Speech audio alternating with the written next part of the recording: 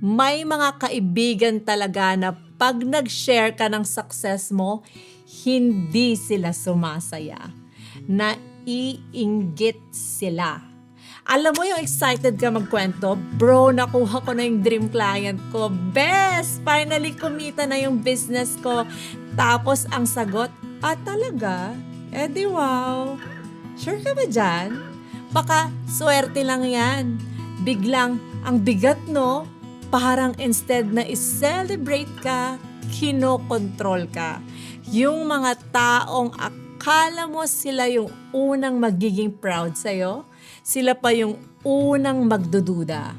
Yung akala mo kakampi mo, biglang naging silent competitor. Hindi naman nila sasabihin directly na naiinggit sila, pero mararamdaman mo sa tono, sa reactions, sa energy. Pero ito yung reality. Hindi lahat ng kaibigan mo ready sa growth mo. Kasi habang umaangat ka, napapakita sa kanila kung nasaan sila. At hindi lahat kayang harapin yon. Kaya next time na may ma-feel kang ganon, huwag kang tumigil.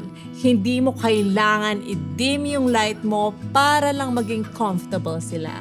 Celebrate quietly, move wisely, at tandaan mo, hindi lahat ng kasama mo para sa'yo.